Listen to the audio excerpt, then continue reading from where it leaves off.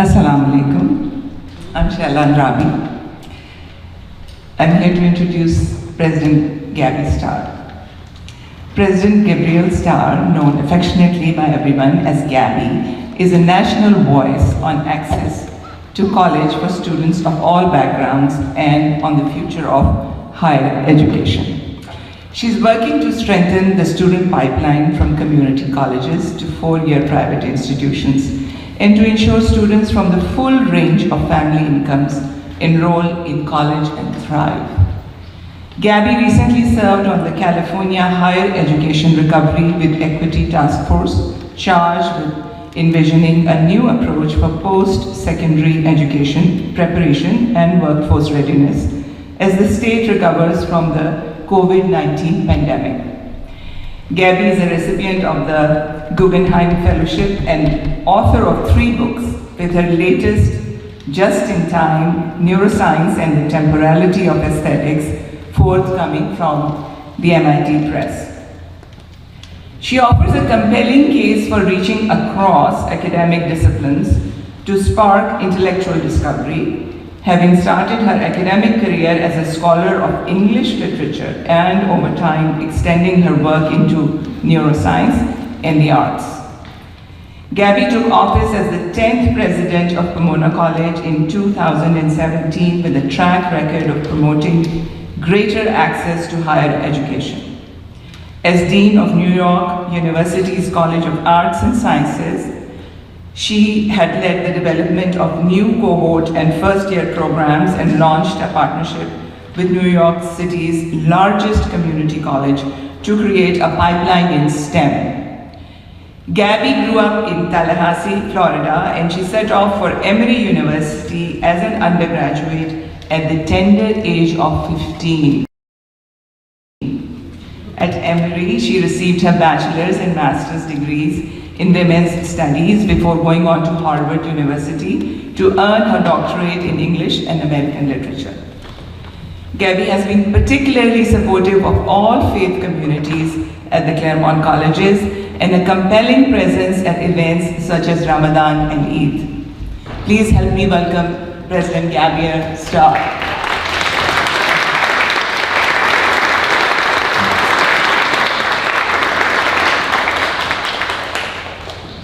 Thank you, Shana.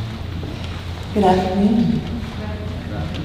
Welcome to Pomona College. It is really a privilege to be able to host you here as we celebrate Baccalaureate for all of our extraordinary graduating seniors across Claremont. It's something that's truly special. When you came here, I think part of the reason was that you didn't just get the richness of your local community, right? It wasn't just you, it was about a much broader world, an interconnected web of individuals.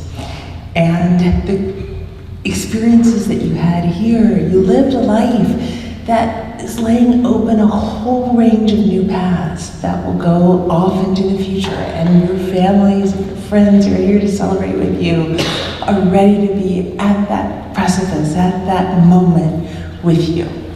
And so in that spirit, I want to start off by saying, congratulations!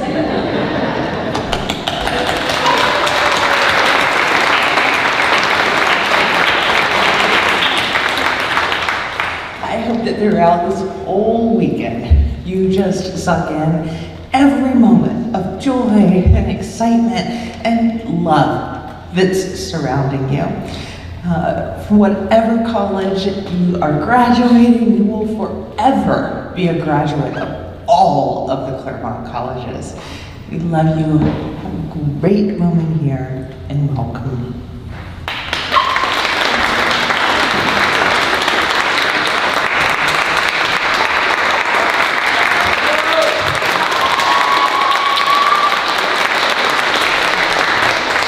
Assalamu alaikum. My name is Muhammad Ahmed. I'm a senior at Pomona, majoring in molecular biology. I'm graduating in 2 days, providing me and putting me in a very, very reflective state.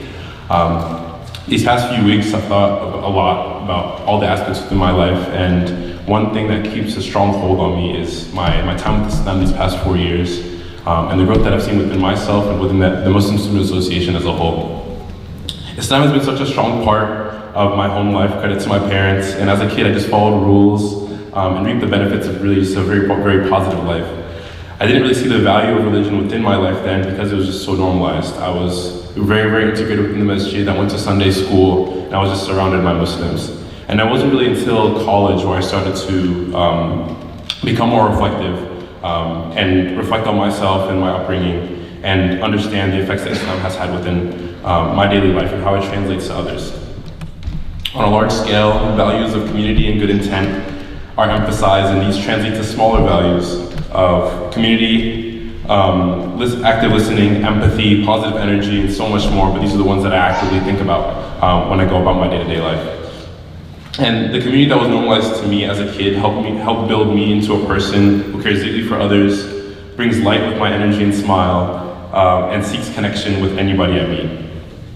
And in all these ways, I feel like these qualities are present within everybody within the MSA. Now, after completing 4 years, we have a beautiful, beautiful Muslim community here, and it's grown so large, and we've grown so close throughout Ramadans and qiyams and prayers and everything. We have our President Ibrahim here, who greets everybody, and I mean everybody who comes across his site. We also have Sheila Auntie here, who brings so much love to every interaction she has. And it's not just them, but the Muslims here are so genuine and they care so much about each other, whether they know everybody else or not. And in all ways, the Muslims here reinforce the qualities in everything they do. And I see it as a product of their smiles and having genuine care and interest in others. The Prophet, peace be upon him, stated that your smile for your brother is charity. And the best act in Islam is to give food and to greet everyone, whether you know them or you don't. And every time I come to Jumu'ah prayer, I'm greeted along with the brother alongside me, alongside him, everybody there, right? I've cherished being a part of this community because I know that every Friday, more light is brought into my life.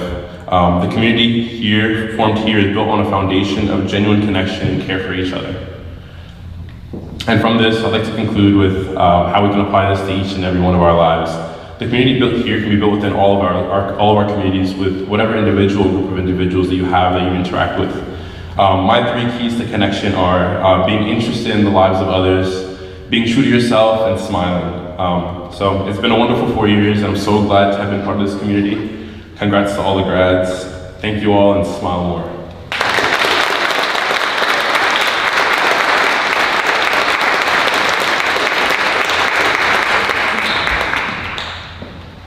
Dear distinguished guests, good afternoon. I'm a PhD student in economics from CGU. It's an honor to share with you what the Claremont College's chaplaincy means to me. In Halloween 2021, I was baptized as a Catholic here. I was warmly welcomed by the community. My family and friends were in China and could not attend my baptism.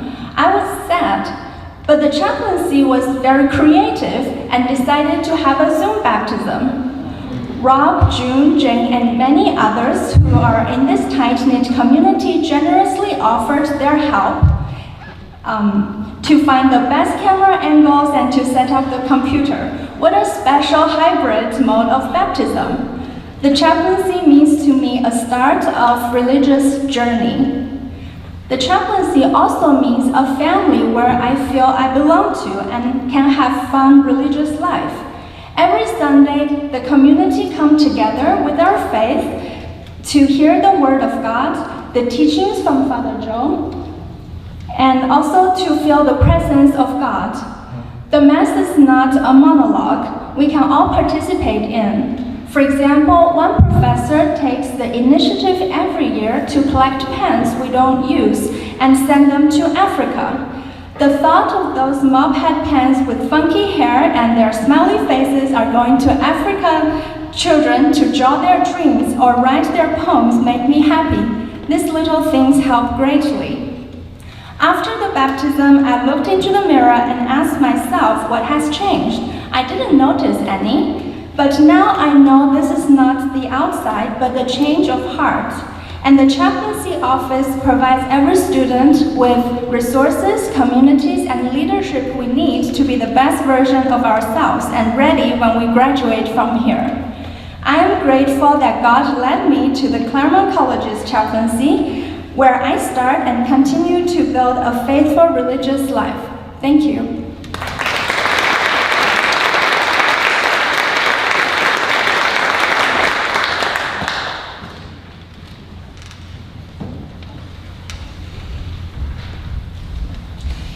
Over the course of this weekend, many people will tell you about all of the feelings that they have over your graduation.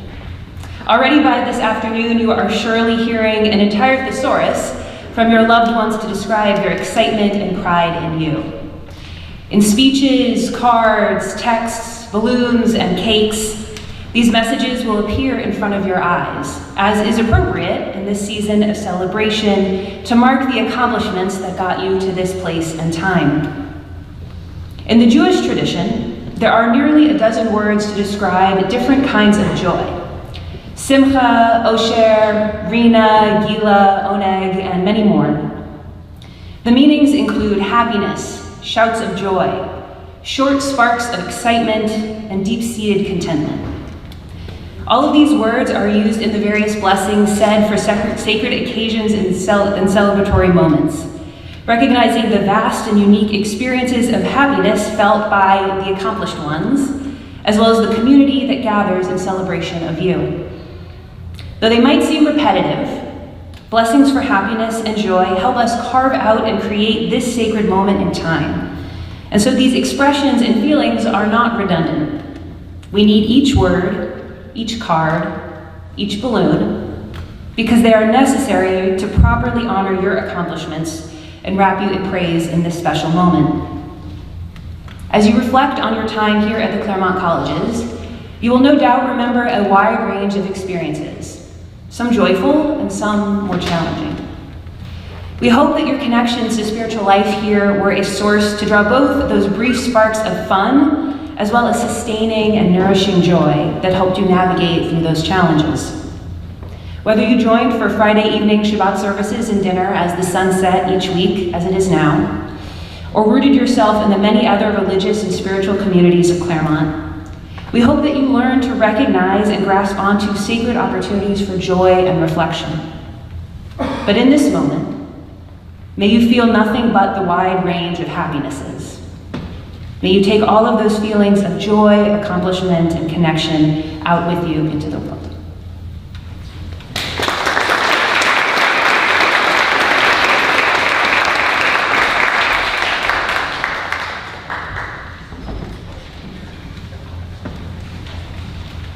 Good afternoon, esteemed guests. My name is Roman, this is Sanaya, and that's Nile. Today we'd like to present to you a Hindu devotional song known as a bhajan. This particular song presents praise of Lord Krishna, who is a beloved deity and folk hero, and praises the music of his sacred flute. In this spiritual tradition, divine love is symbolized by Krishna's love for his childhood sweetheart Radha and the love of his eternal devotee Mirabai. We hope you enjoy.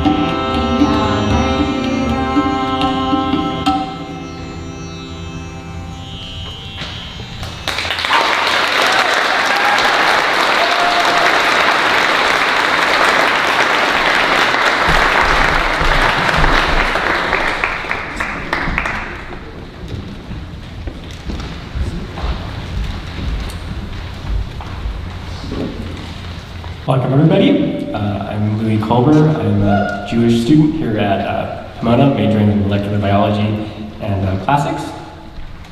At Shabbat, Rabbi Hannah Elkin often says that when we're busiest is when we need Shabbat most. It is a time of rest, to reflect on our previous week, what went well, what went not so well. It's also a time to reaffirm our commitment to our values and refocus. During the silent prayer portion of Shabbat services, I like to read this poem from Rabbi Chaim Stern. Short fragment reads, "Help us to see, wherever we gaze, that the bush burns unconsumed." In other words, help us see the miracles of everyday life. Amid the rising waves of anti-Semitism, every Friday that we get to assemble at McAllister, sing prayers, enjoy delicious home-cooked meal in each other's company, I always felt a strong sense of home, community, and belonging. I realized that Shabbat is one of these everyday miracles. It's a weekly miracle, and it's one that we as Jewish students cannot, nor should we ever, take for granted. Observing Shabbat, taking the time to rest, and acknowledging these everyday miracles of life give me new purpose, hope, and insights into how I spent my week and how I hope to spend the next one. And it truly has been one of the highlights of my time at the Claremont colleges. Congratulations to everybody graduating, and Shabbat Shalom.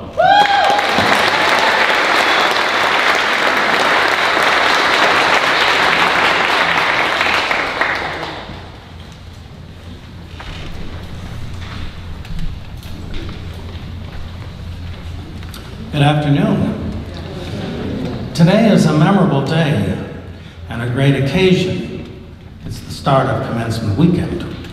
For parents, it's a proud moment in your lives as you see your daughter or son receive a well-earned degree. For friends, this is a great time of celebration with your friend. And for you graduates, this is the beginning of a new chapter in your life. The baccalaureate ceremony derives from the medieval European custom of presenting candidates for the degree of bachelor with laurels in celebration and thanksgiving for their study and acquired wisdom. The first baccalaureate ceremony originated at Oxford University in 1432, when the bachelor was required to deliver a sermon in Latin as part of his academic requirements. Since the earliest universities in America were founded primarily by the British, the custom of the baccalaureate ceremony became part of the commencement celebrations. Today, we have a baccalaureate ceremony in which our graduates share with us an insight into their spiritual lives, a very sacred moment for them. The interfaith dimension of our chaplaincy is a treasure, in my opinion. We value and celebrate the traditions and spiritualities of our students from around the world. And I also believe our interfaith chaplaincy strengthens our own spiritual and religious beliefs and traditions.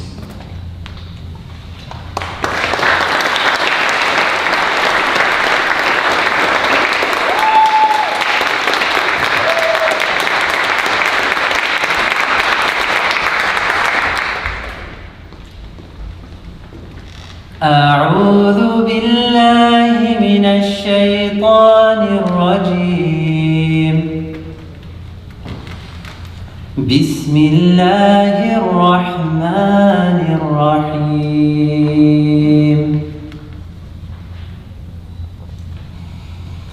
ولا تحسبن الذين قتلوا في سبيل الله أمواتا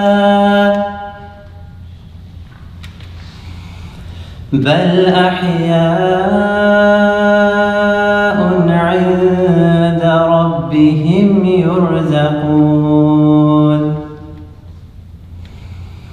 فرحين بما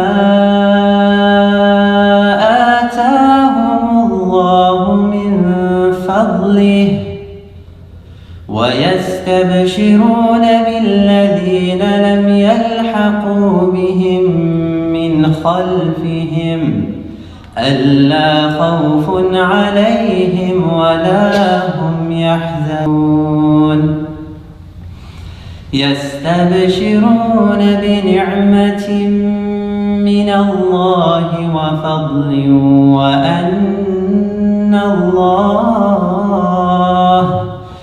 وأن الله لا يضيع أجر المؤمنين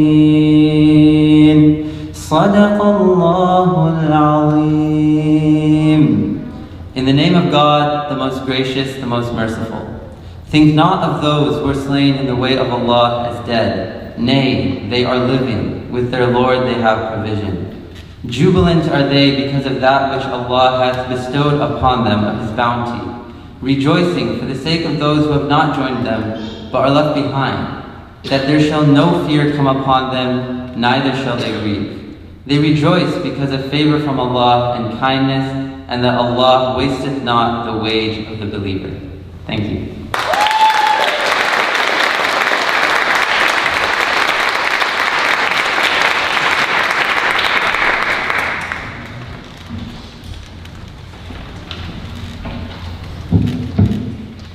Today I want to recite a poem, Dua, a prayer, by the Urdu language poet Faiz Ahmed Faiz.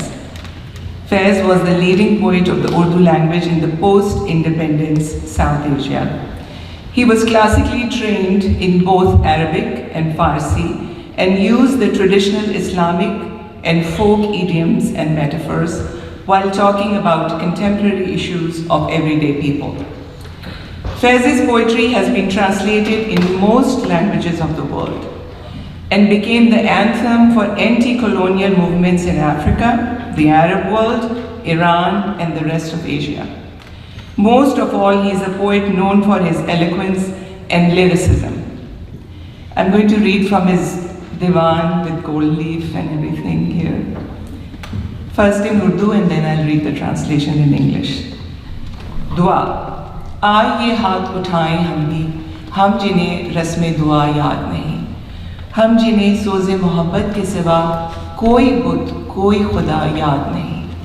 आइए अर्ज़ गुज़ारी की निगारी हस्ती, ज़हर इमरोज़ में शीरीनी फ़रदा भरते, वो जिन्हें ताब गिराबारी अय्याम नहीं, उनकी पलकों पे शब व रोज़ को हल्का करते, जिनकी आँखों को रुखे सुबह का यारा भी नहीं, उनकी रातों में कोई शम्मा मुनव्वर करते, जिनके कदमों को किसी राह का सहारा भी नहीं, उनकी नज़रों पे कोई राह उजागर करते, जिनका दीन पैर हुए किस्ब व रिया है उनको हिम्मत कुफ्र मिले, जुर्रत तहकीक मिले, जिनके सर मुंतज़िरे तेग़ जफ़ा है उनको दस्ते कातिल को झटक देने की तौफीक मिले।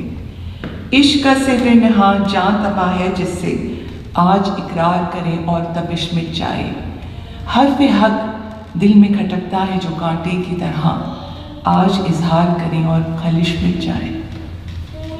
Before I read the English translation, I want to tell a sweet story about Dua, which relates to Pomona College and a Pomona student.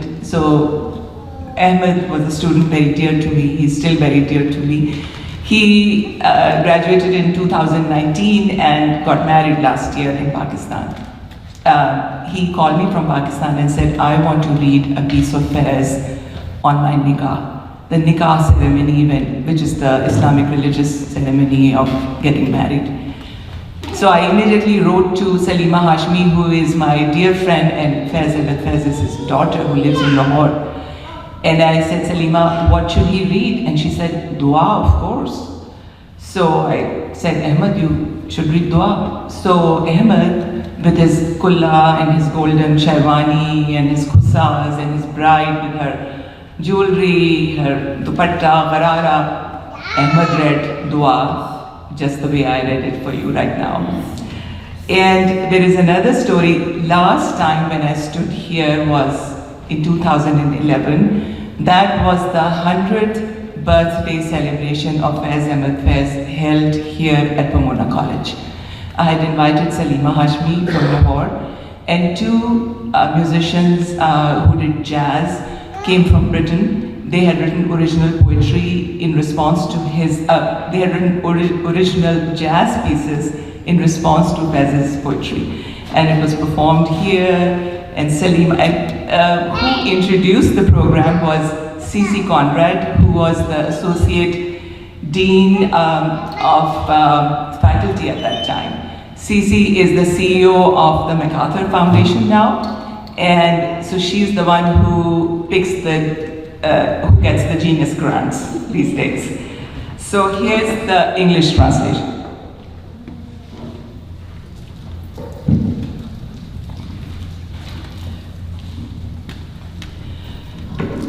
A prayer.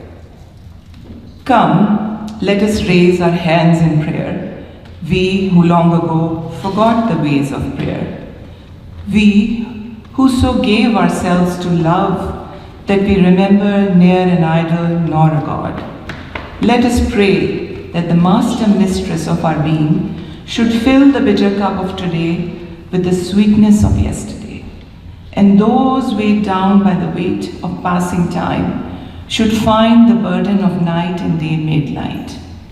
Those whose eyes have no hope of seeing the bright morn, should their nights made bright by a shining lamp.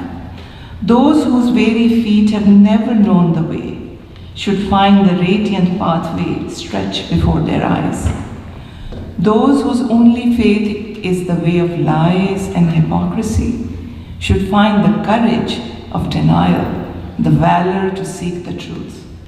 Those who hang their heads waiting for the sword of iniquity should find the boldness to thwart the murderous hand, and the love which stands, head bowed, and yet aflame with the inner fire, should speak the word, and the fire would still burn and hurt no more.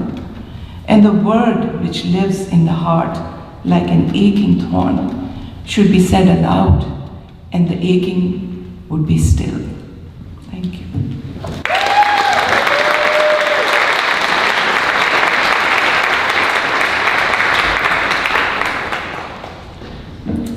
Hello, everyone. For those of you who don't know me yet, my name is Yesenia Yaralis Rodriguez Pizarro, and I'm only one day away from officially being a graduate of Claremont McKenna College with a degree in International Relations and Leadership Studies.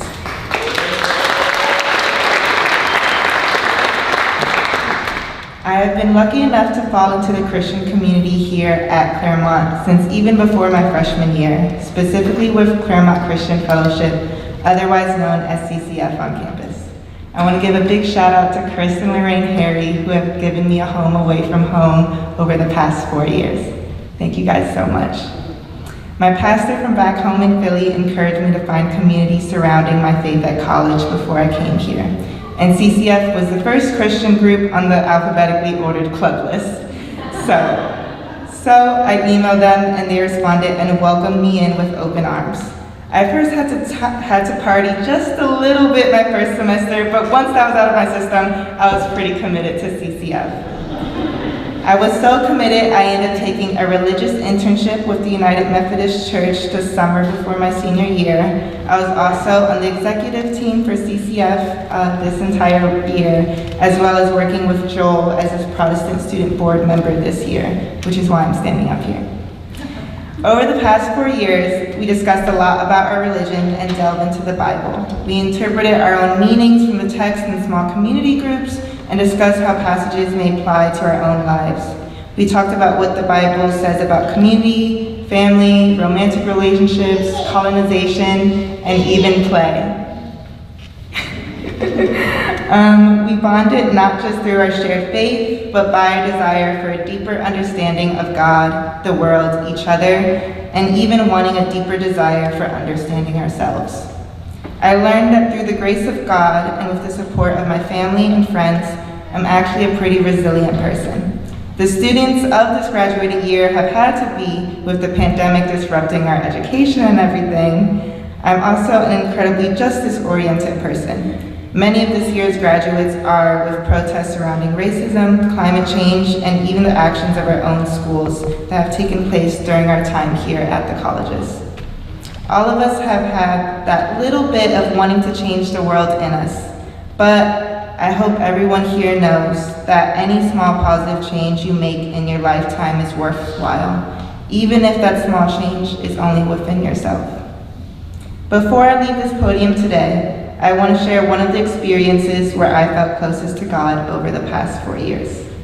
It actually wasn't on campus or even in the US, but in the Amazon rainforest in Ecuador, where I was blessed enough to go for study abroad. The other students and I, we were bathing in a herbal bath water we had made and let soak the day before. As we were standing over the treetops of the Amazon, over this little cliff, bathing with each other, I suddenly felt content. Everything I need in this world, food, water, community, I had in that moment given to me by God. I mean, I was fully, completely nude in the forest in another continent, and yet I felt so full. It's a very weird feeling to have when you always felt the need to rush and race and get more through academics or your career, and suddenly feel this calm and even peace in this crazy, hectic world. I hope you all find some time this weekend to find that calm, to breathe in, look around, and feel some type of that content for the growth we have all done over the past 4 years as we move on to the next chapter God has planned for us. Thank you.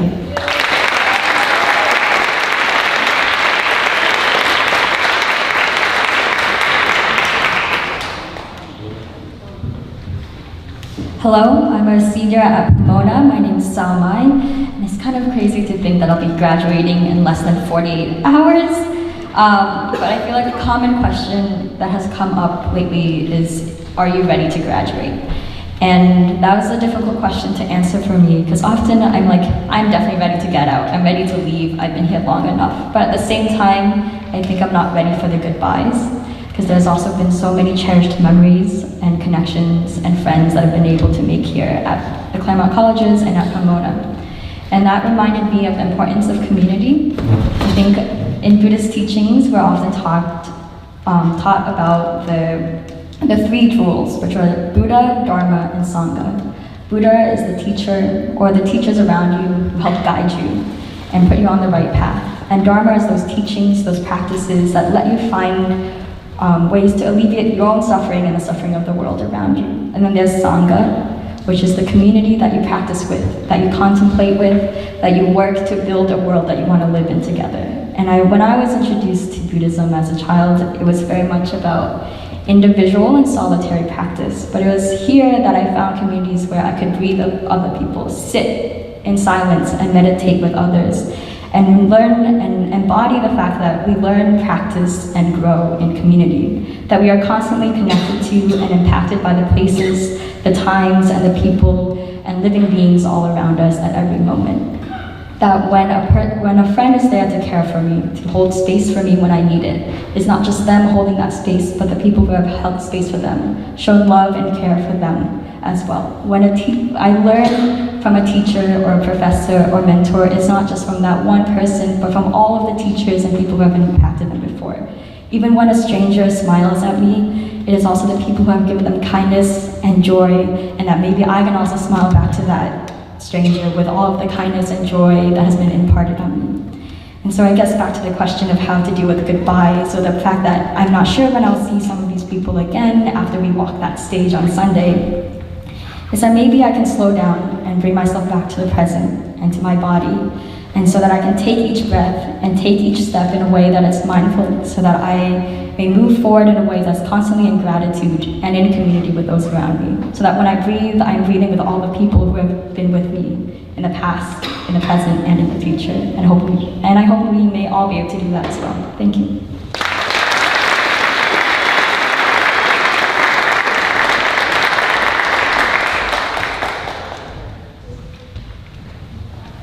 To begin, I just want to thank you all for a wonderful year across our many spiritualities, and in particular, our amazing Christian communities. Thank you for welcoming me and my family. This is our first year here, and finding ways to love God and others throughout the year. As I reflect on the year and what comes next, especially for our graduating students, the words of the great mystic, pastor, preacher, and teacher Howard Thurman come to mind.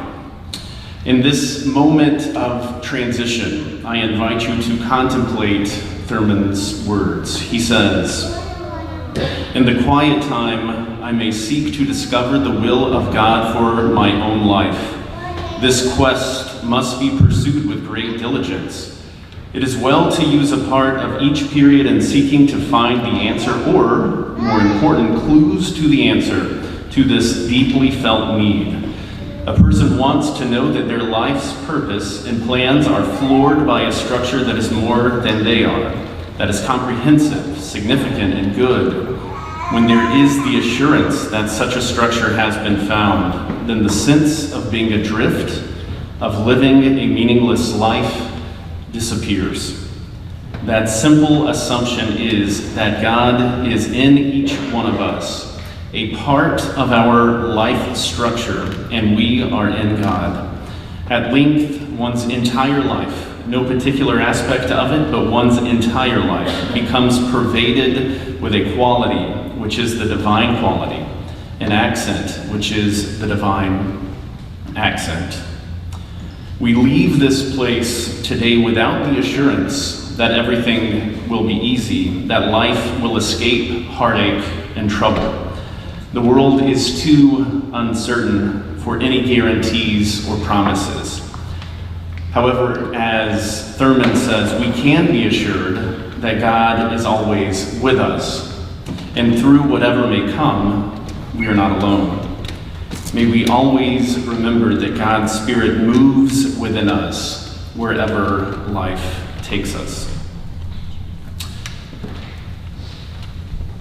It is my honor now to introduce the president of the Claremont Graduate University, Dr. Lynn Jessup. He is a visionary leader in higher education, known as a consensus builder with a deep interest in innovation and entrepreneurship. Jessup has published and presented widely on information systems, entrepreneurship, innovation, technology transfer, and commercialization. In addition to his academic achievements, he has received numerous awards, including the 2018 CEO Award from the Council for Advancement and Support of Education, District 7. The first in his family to graduate from college, Jessup was born and raised in Northern California. He holds a doctorate in management and organizational behavior from the University of Arizona with a minor in management information systems. He also holds an MBA and a bachelor's degree in information and communication studies. Please welcome President Jessup.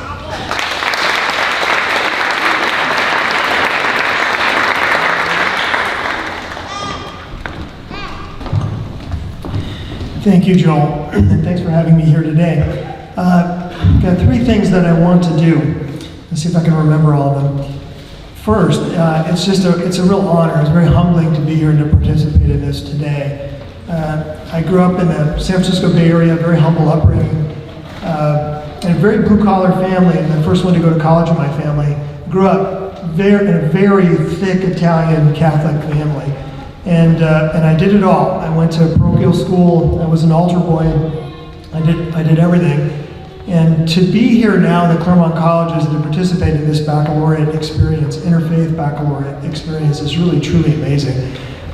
If you'd have gone back and found me in my uniform at St. Veronica's out playing kickball, that was probably the most important thing to me, was kickball at recess. And we're trying to describe what the Claremont Colleges are. And especially the fact that we've got so many students from so many different faiths, all part of developing this incredible and dynamic learning experience that the Claremont Colleges is.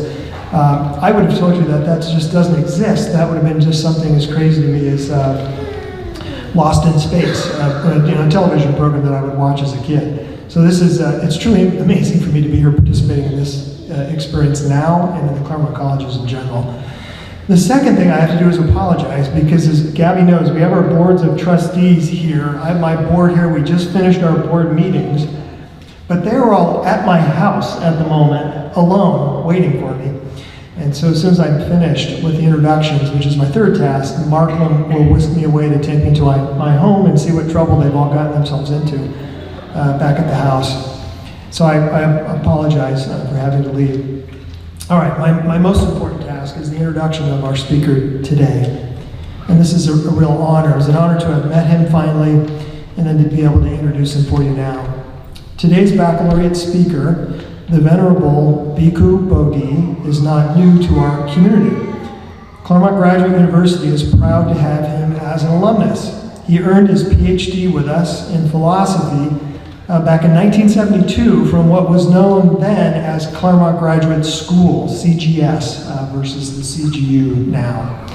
After completing his university studies, he traveled to Sri Lanka, where he received novice ordination as a Buddhist monk in 1972 and full ordination in 1973.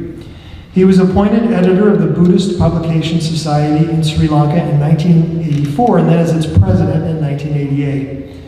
He is a widely respected author, translator, and editor.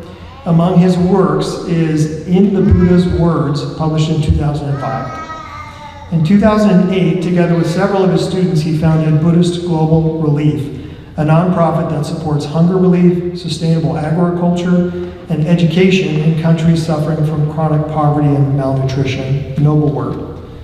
And in May of 2013, he was elected president of the Buddhist Association of the United States, an organization dedicated to promoting the Buddha's teachings. It is my great honor, sincere honor, to introduce the Venerable Bhikkhu Bodhi. Let's give him a warm Claremont welcome.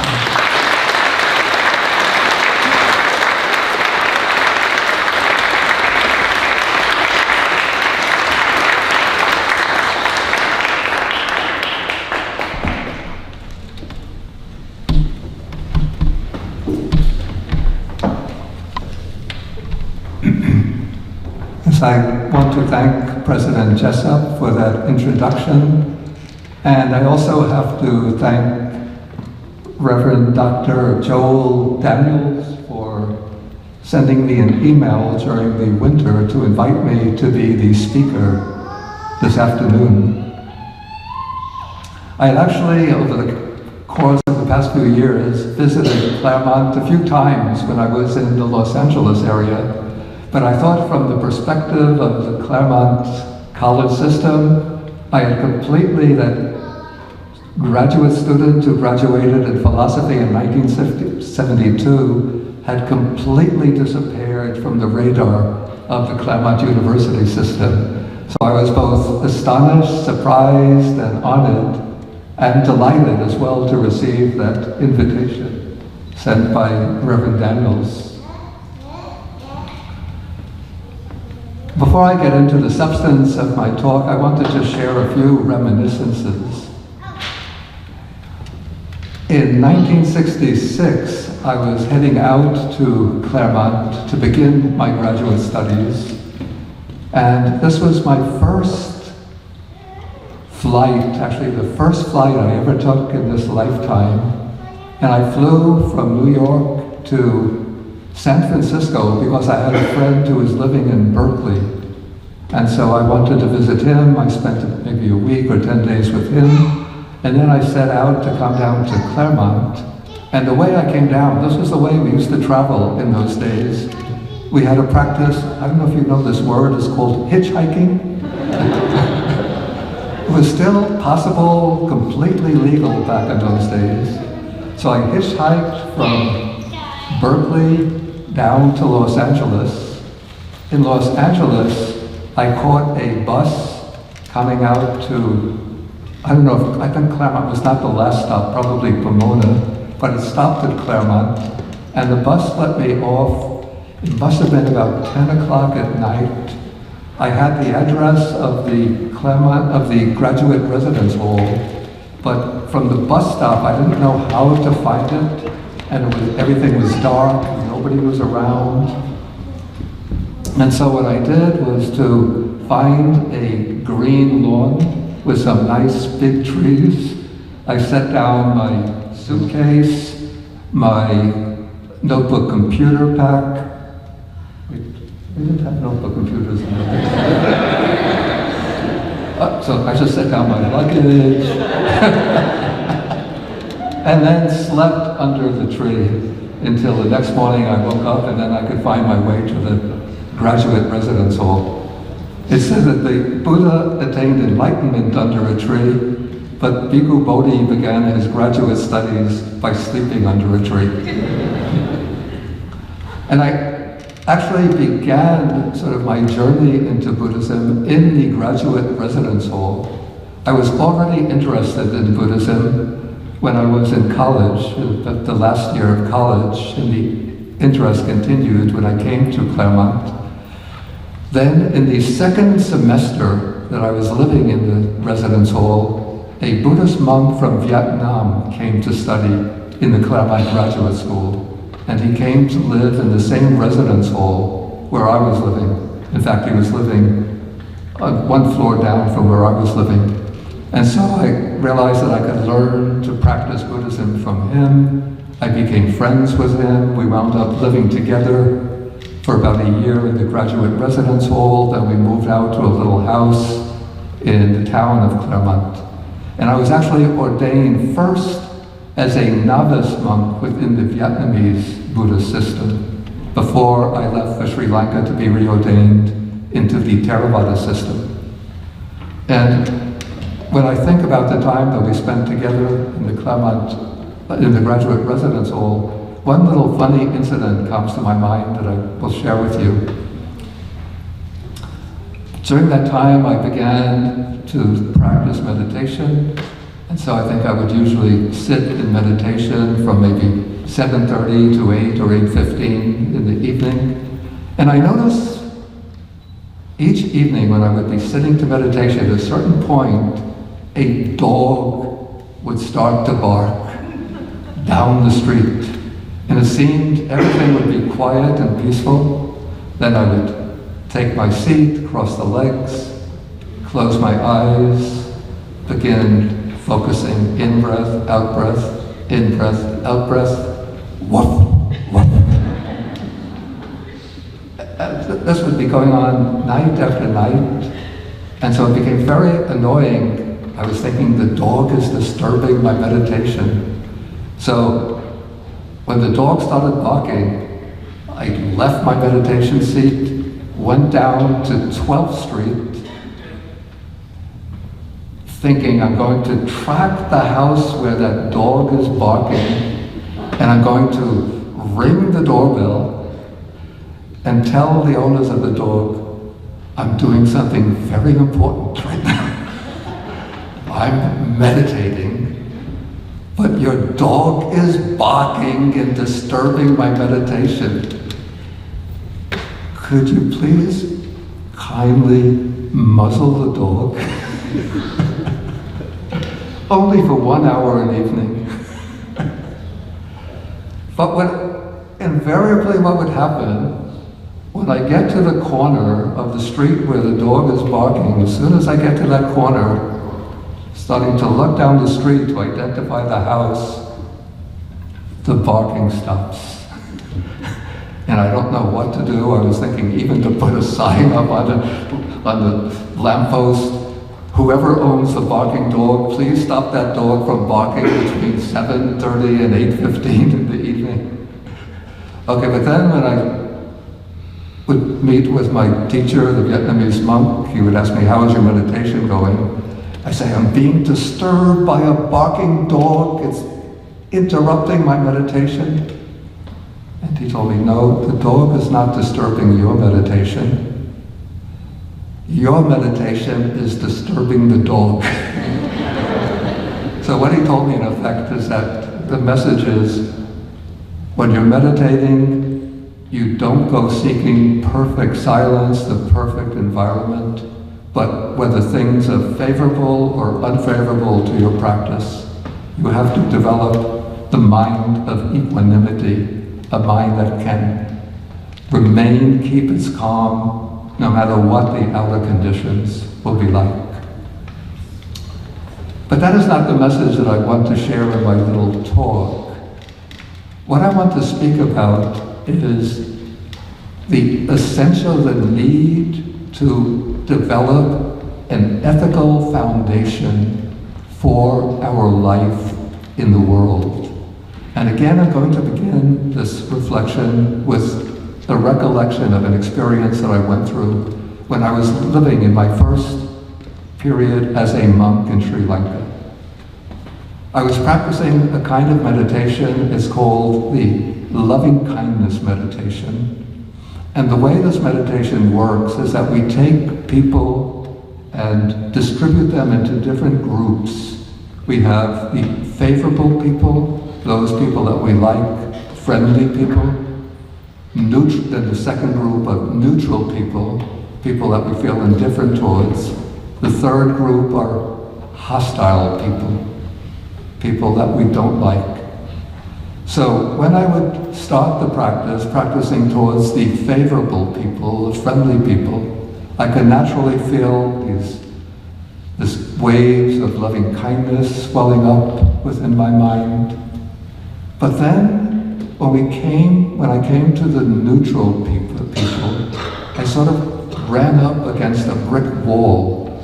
I would bring them into my mind, taking them as the objects of my meditation, trying to direct towards them the wish, may they be well, may they be happy, may they be safe, but nothing seemed to be happening. And then at a certain point, I realized what my mistake was. The mistake was that I was looking upon them as objects of my meditation. And the sort of shift that took place in my mind was to realize that they are not objects at all, but that each of those people is a subject of experience. And that brought to my mind the question, what does it mean to be a subject of experience? And this seems to be the major problem that we run into communally in our societies, in our nation, in the world, in relating to other people. We have these schemes of classification, these ways of categorizing people, of stamping our own mental constructs upon them, and putting them into categories, and we relate to them in terms of those categories. And yet the shift that we need to make is to see each person as a subject of experience. And when we do so, we see that each person is the center of a world, the center of their own world. We could say that the entire world, the entire universe, converges upon each person's consciousness, that the entire universe is embedded in each person's being, and that as a subject, each person spreads the beam of their consciousness with all of their thought formations, volitional activities, out into the world. And this, when we see that each person is a subject of experience, we realize that each person has an inalienable value, an essential, undeniable, irreducible value, even an ultimate value. And so this entails that our task in life is to relate, as we enter into any domains of interpersonal activity, is to relate to other people, not as objects, not as classifiable entities fitting into different categories of mental constructs, but to relate to each person, each group of people as subjects of experience. And to be a subject of experience means that the fundamental drive, the fundamental urge of one's own being is to experience one's own well-being, to become truly and deeply happy, and to be safe from all harm and danger. And when we recognize that each person, from the depths of their being, has that fundamental urge to establish, to maximize, to optimize their well-being, their happiness, their safety and security, we see that this entails the moral obligation to treat people in ways that, at minimum, will avoid inflicting any kind of harm or suffering upon them. But even more, in a more positive direction, it entails the moral, maybe not a complete obligation, but a kind of drive or a moral call, the call of conscience, to take actions that will promote, actively promote the well-being, happiness, and safety of others. Of course, we can't treat everybody in such a way. We can't. Can I have a little more?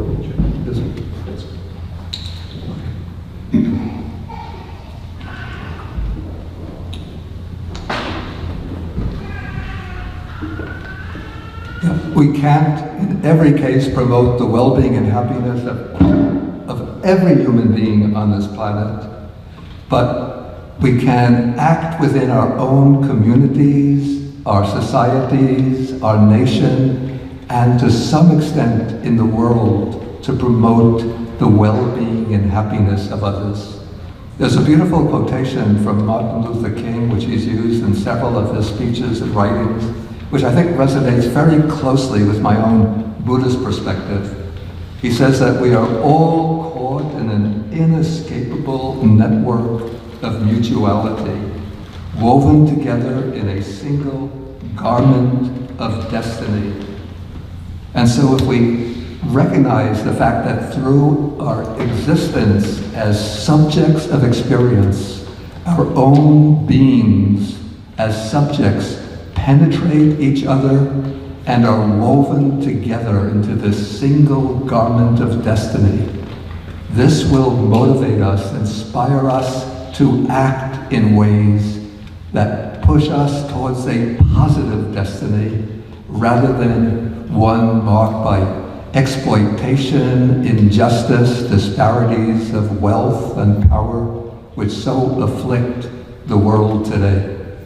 And so I want to give all of the graduates and even the adults a little exercise or practice to kind of develop the mentality inspired by the sense of our intersubjective existence. It's a very simple exercise, but I think if you do it consistently, you will have very powerful, positive consequences for your own future. Each day, at the beginning of the day, first you set off a little area within your house or your room, which you call a sacred space. If you're a religious person, you could set up a little altar with a symbol of your faith. If you're not a religious person, you might set up a globe to represent the world. And you sit, just start off with just 3 minutes, and you generate from your heart the wish, may all people in this world be well, may they all be truly happy, may they be safe from all harm and danger. And you can repeat that over and over, not just reciting it mechanically, but trying to generate the feeling that corresponds to those words. Then after you do this for 3 minutes, then you reflect in your mind, may I do something to promote the well-being and happiness of others? May I do something to ensure that others can live safely and securely? And just generate that aspiration that wish. And then you can raise the question, don't have to answer it, but just pose the question to yourself, what can I do to fulfill that aspiration? And let yourself sit with that question even over months or years until at some point something will crystallize in your mind or swell up from your heart through this incomprehensible network of cause and effect in which our lives unfold. Something will appear that will enable you to act on that aspiration. Some kind of calling will manifest out in the world and draw you in a way that will help you to work actively to promote the well-being, happiness, and safety of others. And when you find your calling, you'll see that that is what gives your own life true value and meaning. The ability to contribute, even in a very small way, to creating a world that will work for everyone. Okay, with those words, I would like to thank you all for your attention, and again to express my thanks to the President Jessup and to Reverend Daniels for giving me this opportunity to come back to my graduate alma mater after 1972, 51 years. Wow, how quickly time flies.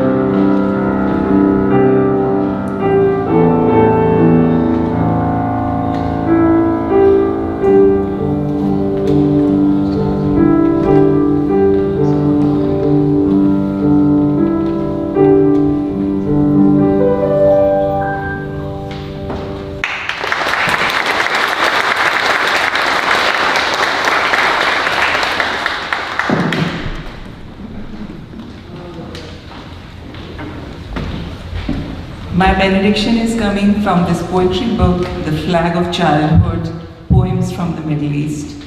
I had bought this 20 years ago for my children. This is a poem.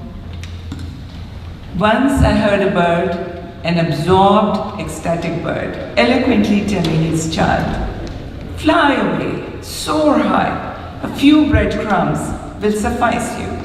But the sky, you need the whole sky.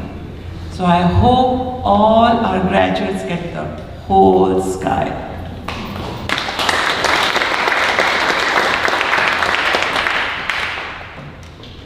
Each time my father prays for me, he ends by quoting the Hebrew scripture found in Numbers 6:24 through 26, which I pray over you as well. May the Lord bless you and keep you. May the Lord make his face shine upon you and be gracious to you.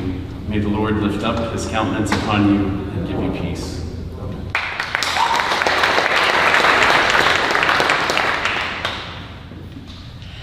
In the Jewish tradition, there is one prayer that we say on all sacred occasions, marking the holiness, the sanctity, but also the gratitude at reaching this moment.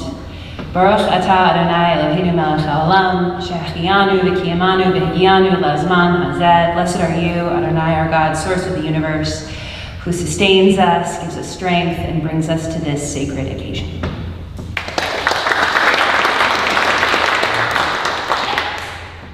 May Almighty God bless you all for this weekend, keep you in good health, and please join us afterwards for a reception. Thank you.